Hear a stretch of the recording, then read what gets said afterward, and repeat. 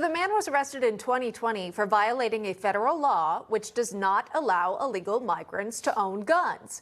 But the judge ended up siding with the man, saying he got the gun for self-protection during the Black Lives Matter protest in 2020.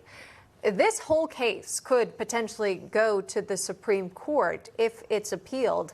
Now Republicans filing that legislation that would limit the rights to carry firearms exclusively to legal citizens.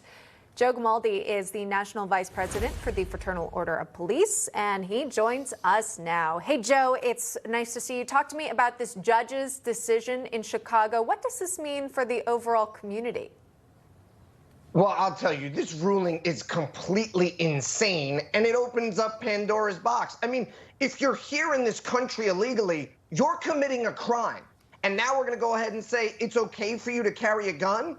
And, you know, we're having this national conversation about gun laws and gun violence in this country. Newsflash, we're not even enforcing the laws that we have on the books right now. Take the dirtbag that murdered Officer Diller. He'd been arrested 21 times. His most recent arrest, a gun charge just a few months earlier. But yet he was free to murder that officer in cold blood.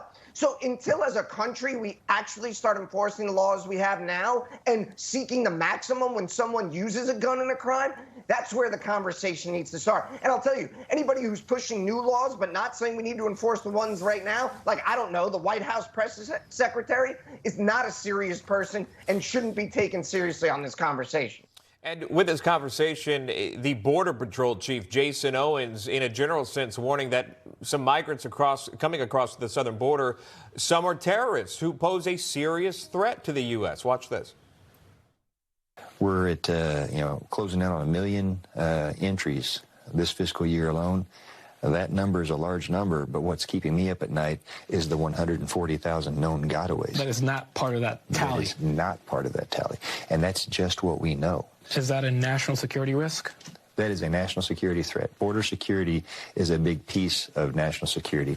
And if we don't know who is coming into our country and we don't know what their intent is, that is a threat. And they're exploiting a vulnerability that's on our border right now.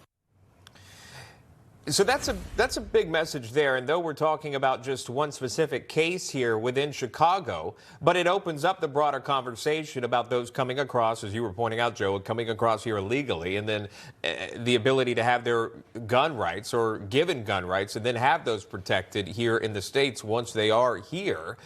You don't know who they are. You don't know their background. You don't know the known gotaways, which, again, the patrol was the CBP agent there, again, pointing out.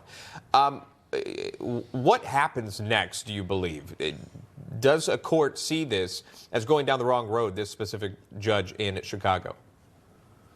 Well, you know, I certainly hope that the Supreme Court's going to step up and take this case and obviously make it illegal again for people who are in this country legally to carry guns. I'm also hoping that state legislators are going to step up and make sure that we pass laws so that we can get this hard on the books in every single state, because we cannot allow this to continue. We also can't allow our southern border to continue to be open. You know, listen, folks, there is going to be a clear choice on the ballot coming up. On one path is law and order, and on the other one is chaos and disorder. And we really need to make a decision about what we want in this country. Do we want safe streets? Do we want safe communities? Do we want to actually prioritize law-abiding, hardworking citizens over criminal dirtbags or illegal immigrants who have no interest in following the laws of our society? Yeah, and you would think the obvious answer is yes, safety, law and order.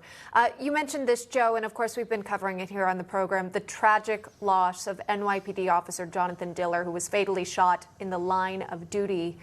The New York Police Union telling New York City politicians that they're not permitted to attend his wake that we saw yesterday, but they did personally invite the former President Donald Trump, whose name, by the way, came up during an FDNY ceremony featuring the Attorney General Letitia James. In case you missed it, here's that moment. Oh, come on, we're in a house of God. First, simmer down. I want to thank Commissioner Kavanaugh and Chief Hodgins for that recognition. So again, you hear him chant Trump, Trump, and there was a letter that went out after the fact saying that that was inappropriate behavior. Joe, just wanted to get your read on officers and firefighters. Are they prevented from voicing their political support? I think oftentimes there's a chilling effect coming from the administration that they don't want people to say whether they support candidates or whether they don't. But I think people are making it very clear. The President Trump has loudly and proudly supported law enforcement. He has condemned the violence against us. He has showed up at the wake for Officer Diller. I mean, the chasm between these two candidates couldn't be any larger because President Biden is across town celebrating with, a bunch of rich folks. He doesn't even have time to put out a statement to condemn the violence. And his press secretary, to add insult to injury, she doesn't even say Officer Diller's name at her press conference. I mean, she's a complete embarrassment. And they have not condemned the violence against law enforcement. They don't talk about the war on cops that saw 376 police officers shot. So, I think it's pretty clear where law enforcement stands in regards to these candidates, because we got one that's constantly singing our praises and supporting law enforcement, and the other one that can't seem to be bothered to even show up. Yeah. All right. Joe Gamaldi joining us with his thoughts on this Friday. Joe, appreciate the conversation. Thank you very much. Thank you.